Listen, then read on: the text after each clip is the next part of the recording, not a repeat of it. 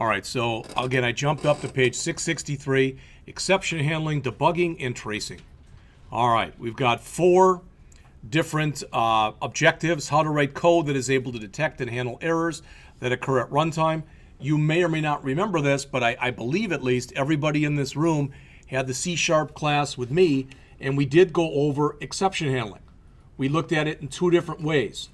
We did both a try-catch block, and if you remember, we did things where we did like a try-parse type of thing. And that's the try-catch block is what they'll be talking about in here. All right. How to detect errors that occur on your production machine so you can take countermeasures. All right. Sometimes you have very little control over that. What debugging is and what debugging tools are included inside of Visual Studio. And what tools, as it says, you can use to gain information about your system and code while it's running. All right. I always think that maybe this is a chapter I should have gone over a long time ago, but I didn't. All right. So you've heard this kind of thing before with exception handling. What that means is the program is not running as expected. An exception occurred. What they mean literally is it's an exception to the norm, and literally what that means is it's a bad thing. All right. It was something happened that you didn't want to have happen. All right. All right, so it says to think about this. Remember, there's 3 different types of errors. If I said, how many people in here never made a syntax error, and you raise your hand, I would say, you know, I believe you. You're lying, but I believe you. All right?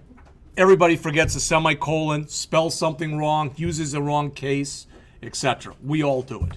All right? Those are syntax errors.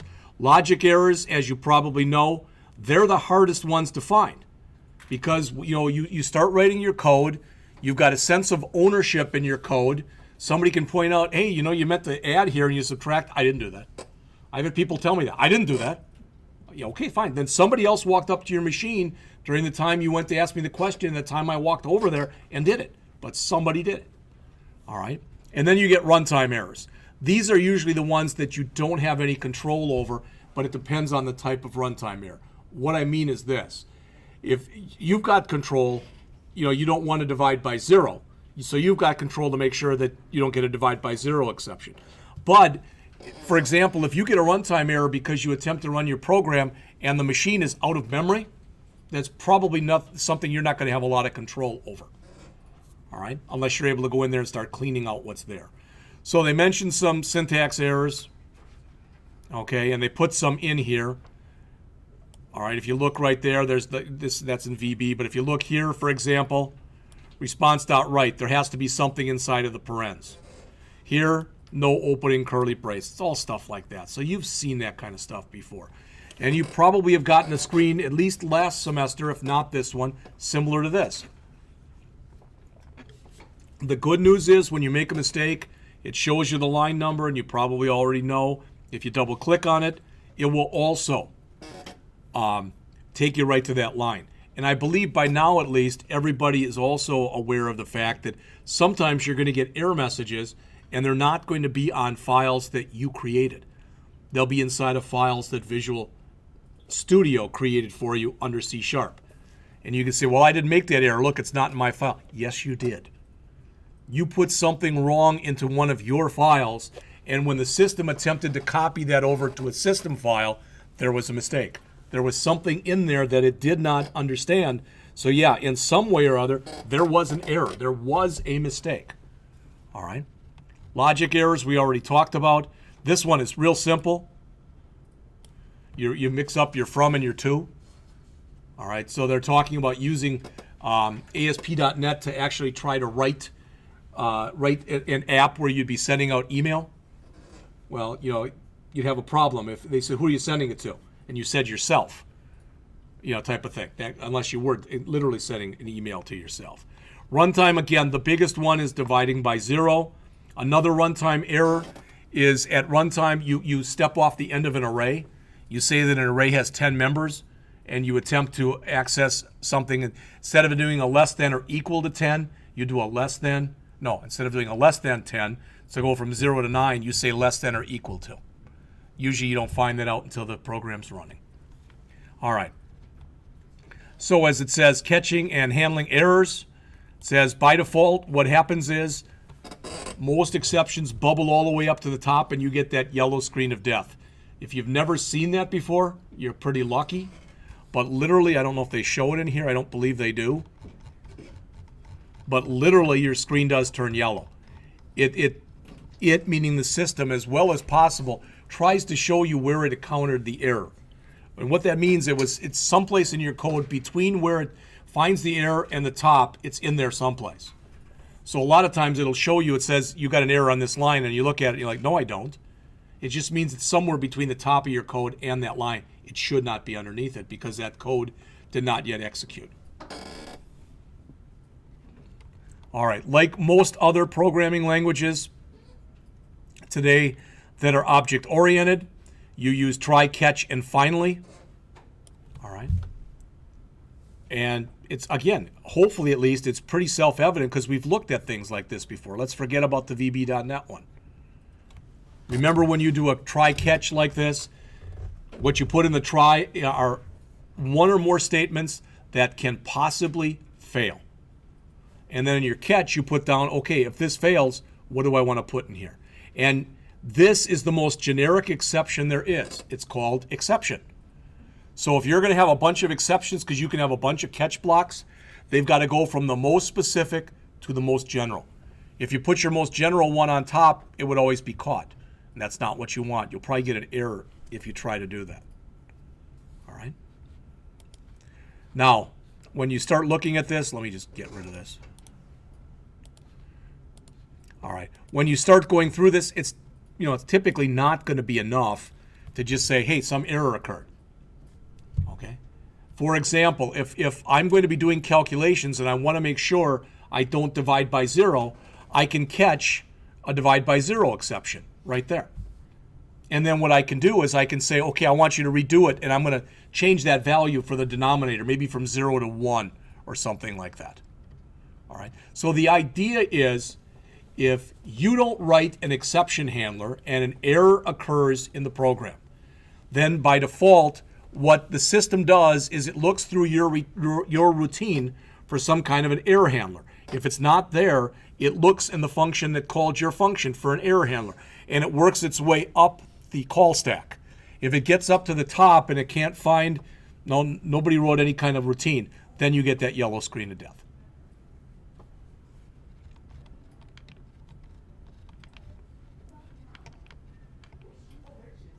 And they even mentioned, although in this example here we showed using that generic exception, you shouldn't use that. You should always use specific.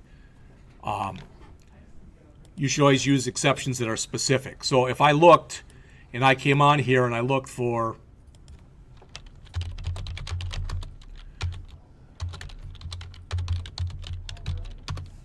C# exceptions someplace in here, I'm not sure which one of these it'll be in, but in one of these, they'll give me a list of all the different kinds of exceptions. Like I said, I don't know which one it's in, but it's in one of these. All right. So they have you come in here and purposely make a mistake. Okay? And that's in here. It's exactly what I just told you. They flip around the to and the from. You run it, you get this. Maybe you've seen this before. You've had something like this. This is that yellow screen of death. Sometimes you'll have a thing on the top that's kind of, magenta, that kind of brownish. You'll have it'll explain to you what the error message is up on top. All right? And what it's doing here, right there, is it's doing what's called unwinding the call stack. It's trying to show you everything that went wrong to that point, what it got through, etc., where it stopped, etc. So you can go back and take a look at it, like they say, and try to fix it. All right? Again, we've talked about this in other classes. Always write generic type of error messages. Don't write anything that's going to show the person, information that you don't want other people to see. In other words, if this was a database, I wouldn't want to write down in there what the error was as far as the name of the table, the name of the field, etc.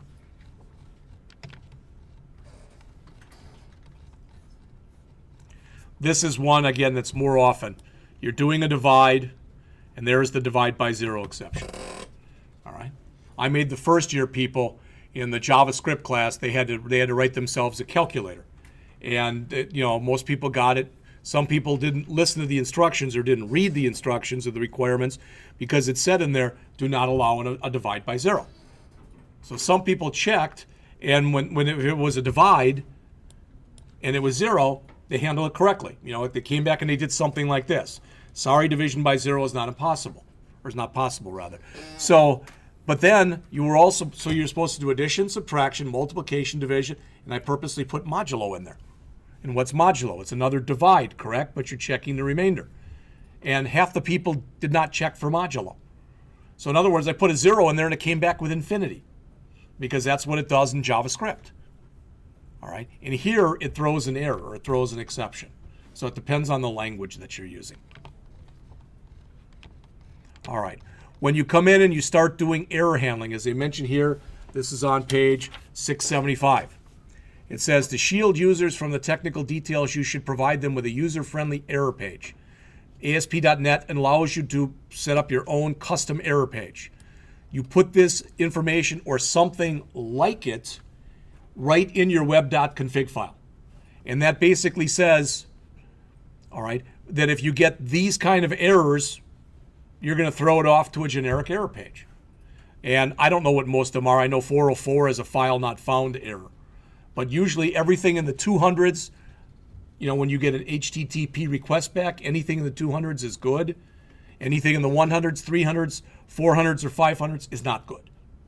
So you could have you could try to find every kind of error you wanted in here. Notice if it's on, every visitor to your site, sees the custom error page when the error occurs. But if you set it to off, the custom error page is never shown. So this should make sense to you. If you set something like this up, you wouldn't turn it on until you went into production mode. You would keep it off when you were in test mode, because you'd want to see errors and really very explicit error messages. Okay? All right. So they have you go in here and create that. The whole thing that's in here, it's not worth going over for one reason. 90% of the examples in this chapter go over sending email. We're not able to send email from our programs here because of the proprietary nature of our servers. You're not able to do that. All right.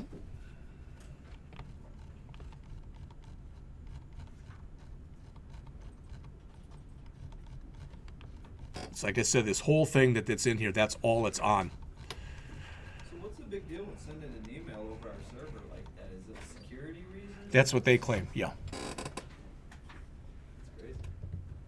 No, what their claim is that they've already caught many people trying to break into their system to do things. From this school? Yes. Holy crap. That's like Well, think about it, though. If somebody can get in and they can deface the website, that's what a lot of people do. Microsoft has a contest usually every year that they put up a page and they have people, they see who can get and break into it first and deface it.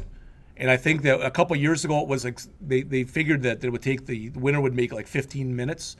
Somebody did it in a minute and a half. no shit. All right, they just knew what they were doing. They did a specific kind of exploit, and they did that. And a lot of people just want to do that. The old Kilroy was here type of an idea. Just put something in there. All right. Yes. My first thought was there's a lot of mass mailing viruses, and those will hijack your computer. That's true too. And You're right. Send out email to other people. And You're the right. last thing they want is, since we use the online Outlook, is to grab all the email addresses from there. That's a real good Email point, server. because that's what they don't want, is they don't want people to get an email list of the people who are here. Because then they're going to start getting spammed up the wazoo. You guys don't get spammed like I do. You just take my word for it. I probably get 1,000 spam mails messages on my jscott@blackhawk.edu per week. Wow. The spam filter catches about 95 to 98% of them.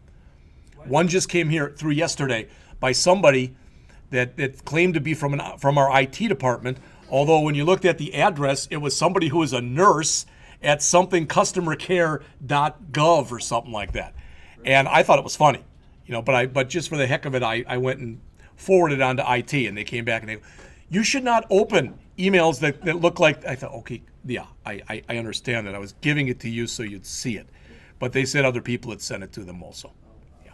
So why do you get so many more than us? What's just because you're? People equate it. I mean, I've clicked on something. Your email address is on the website somewhere. I've seen it. Oh, it is. It's on more than one place. Oh. The other thing too is what you got to realize is I belong to a lot of different things like Code Project and other places. There are places out there that if you don't take the time to read where they have, when you're agreeing to a list of things, a lot of them say that they're going to be able to take your email address and sell it to other people. All right. All right. The last thing, or the next thing they talk about in here are the basics of debugging, starting on page 683.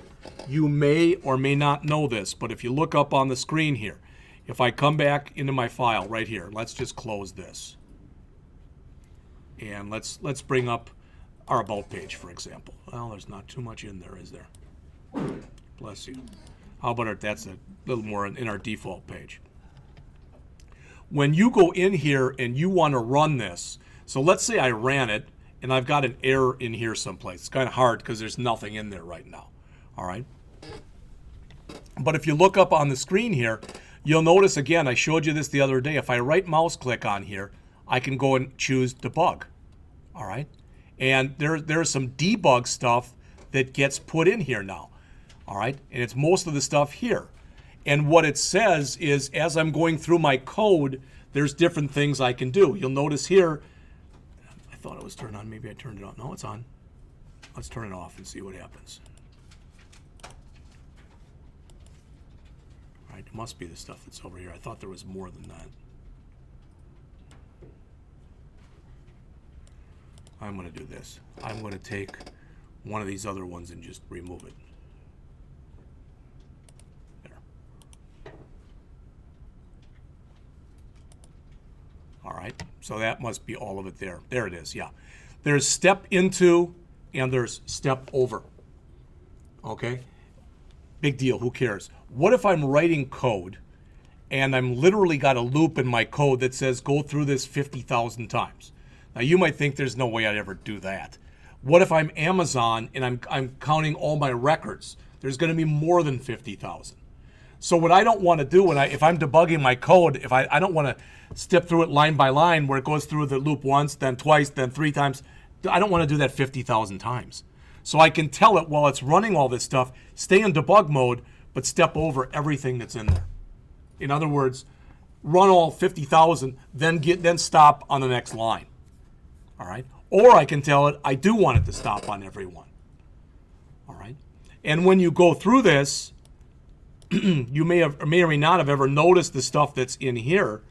But again, you'll notice if I come in here under page load, so I'm going to say here, int age equal 21.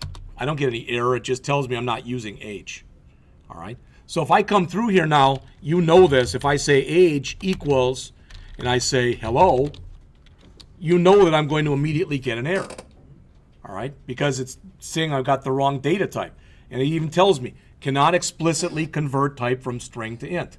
I can come through here, though, and just tell the system, now I got to remember build, and I want the standard back. All right. So I can come in here and tell it to run.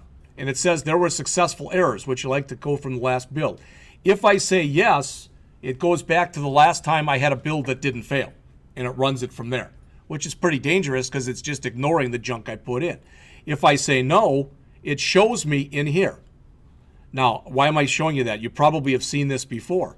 As you come in here, you can tell the system, you can tell the system when you're working on this stuff, you can search for different kinds of errors in here. It's even possible for you to, and they go through this in the last part of the chapter here, to set a breakpoint. I think hopefully at least you've already done that before. And to set a breakpoint, all I have to do is say, wow, there's a problem in here. I'm not sure where it is. Take my mouse and click in the gutter area. Now a breakpoint is set there. That means that the program will literally stop when it gets to that point. All right. So I'm going to remove this line. Let me get rid of the breakpoint. But I'm going to say here, age plus equals 37. 37. All right. So notice now if I set a breakpoint right here and I run this program, it should run. I don't think there's anything in it that would make it stop, but when it runs, it should literally stop on that line. There's a reason I'm doing this, because I want to ask you a question. All right, if I highlight age right now, what's the number that should be there, the one that's yellow? What number should be in age when I put my mouse over it? How many people think it's 21? How many people think it's going to be 58? How many people just don't give a rat's butt? All right, that'd probably get the most.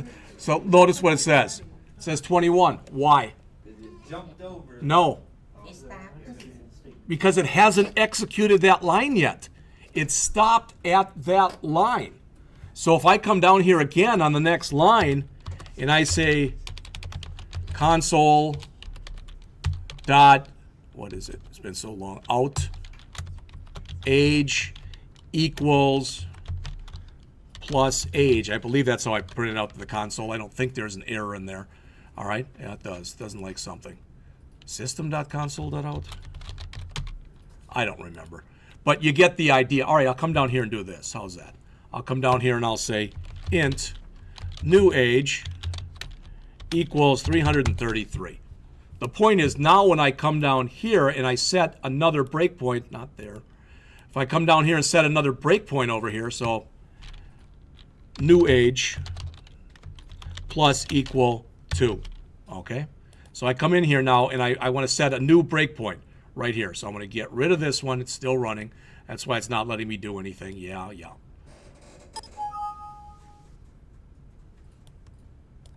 All right. Stop it, start it, and put it right here. Now notice when I run it, now it's executed that line. So now when I take my mouse and I put it over age, now it says 58. You say, well, wait a minute, it's on the same line. Yeah, but that line has already executed.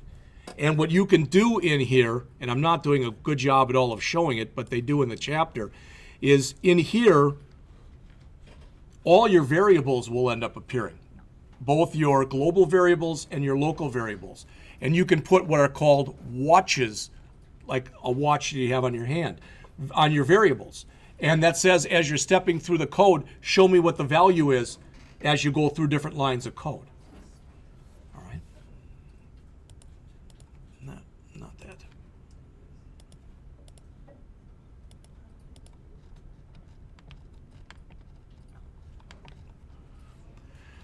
So their example's a little different, but it's very similar to the one I just showed you.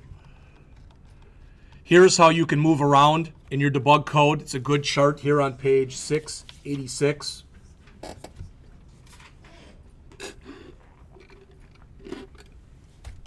If you hit F5, you're technically, if you don't know this, there's actually 4 modes that you can be in when you're running Visual Studio. If you're just sitting there and you're keying stuff in, you're in design mode. If you're running the program, you're in run mode. All right? If you stop the program, you're suspended. There's a name for it, but I can't remember it right now. But you can be in that mode also. So maybe there's 3. All right? But if you tell the system that you want to go in and start debugging, you're not telling it to run the program. You're telling it to compile the program and look for possible errors. All right? I already mentioned the step into and the step over. They're shown right here. And there's a few other ones. Here's the thing with the watch variables. All right? So if you get time, it'd be worth your time to go over the exercise that goes over all this stuff. There's the that's the one. Extensive debugging example that starts on page 689. All right. Now with some of you, you'd say, no, it's not worth my time. It really isn't, because I can always figure out what my errors are, and maybe you can. All right. But sometimes what happens when you run this, you're like, I'm getting this weird output. I know my code is correct. Almost always it's not correct. But the code that you're looking at might be correct, but the code before it or after it might be incorrect. So that's why you use the debugging techniques that are shown here.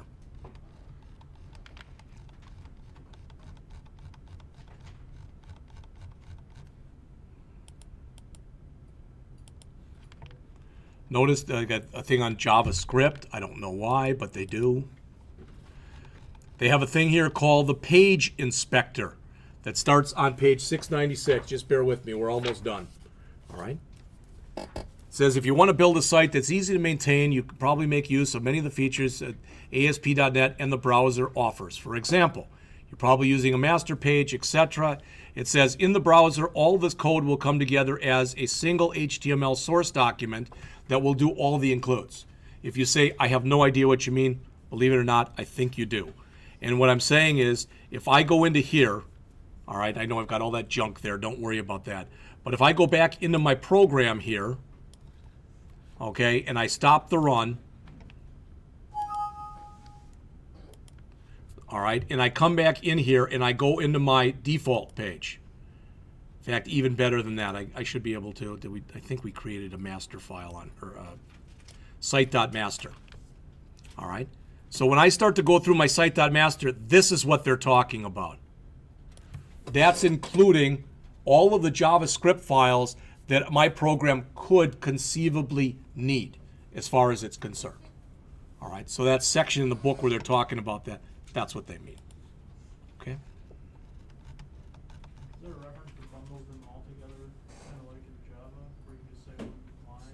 Not that I know of, no. But the good news is if you create a master page, it automatically, the system puts that in for you automatically. All right. Now, could you? I mean, you could create the equivalent of like your own import statement, I think, put them all in there if you wanted to do that, if you found that too messy. All right.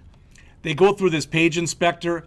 What it is, when you run through the example, it's in some ways, it's very similar to hitting F12 if you're in the browser and bringing up Firebug or bringing up Google Chrome tools.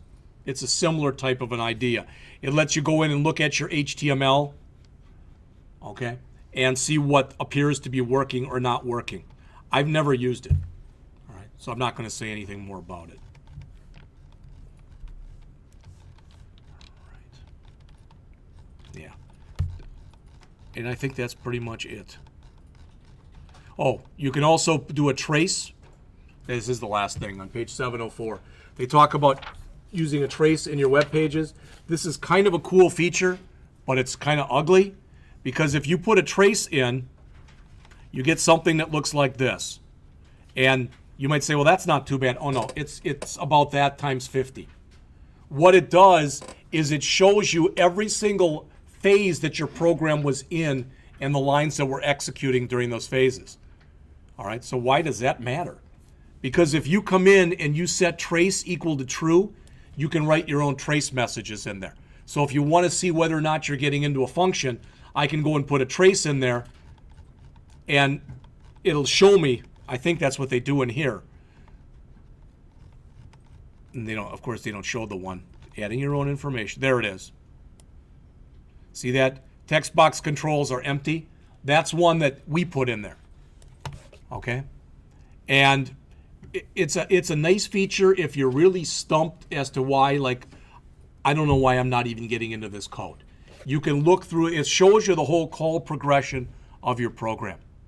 All right? So for that reason, it's pretty nice. There are a couple examples that are here. They're not good. They're not bad.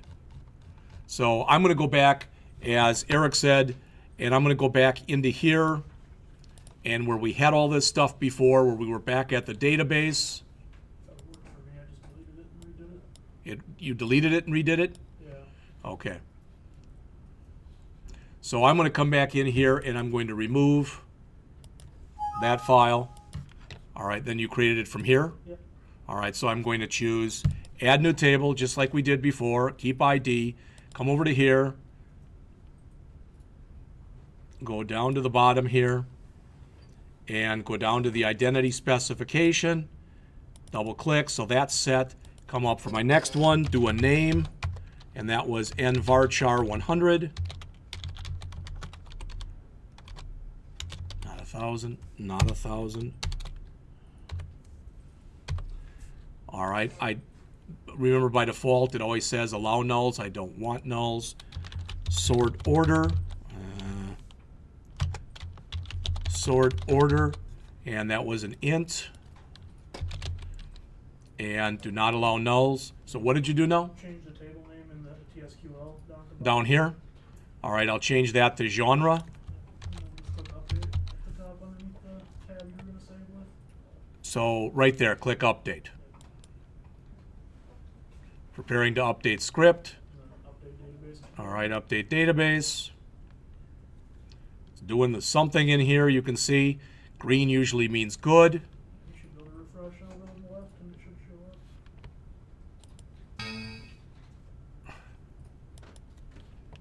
Well, that wasn't a good sign, was it?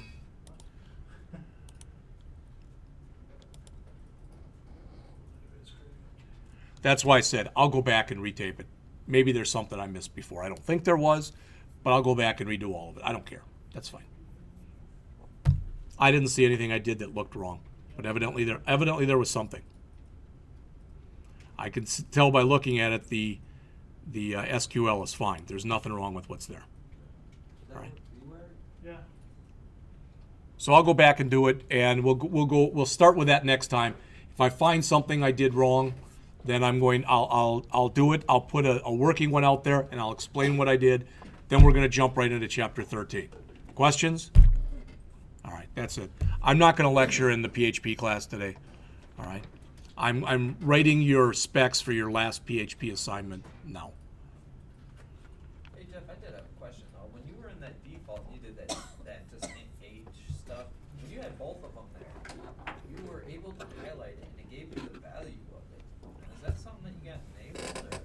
No, I tried to do that. It wouldn't. It just kept it should. saying age. If you've got a breakpoint set on the line, it should. Yeah, you need a breakpoint set there. Yeah, that was pretty sweet. Yeah. I like that. Is at the bottom of your screen, the console thing there? Down here? Does it say it's updating database PR at the bottom of it? Let me scroll it up. PR.mdf. Execute an update script on database. See, mine just says update on database PR, not on the file path. Mine says local DB, well updated for local DB. That one? No.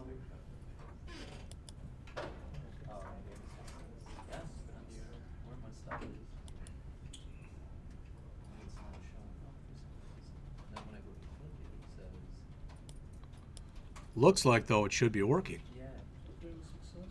Is yours saying that error database PR does not exist? Yes. Yeah, that's what I'm getting to. Oh, 'cause I followed the orders. So Yeah, I can I can go back to the. so I can refresh from here, I can go back to server management and it shows up in there too. but I can't refresh from here. Yeah. So what I am going to try doing is I'm going to do a file, close solution. Once in a while what happens when I go back and then open it up again is that it fixes itself, so to speak.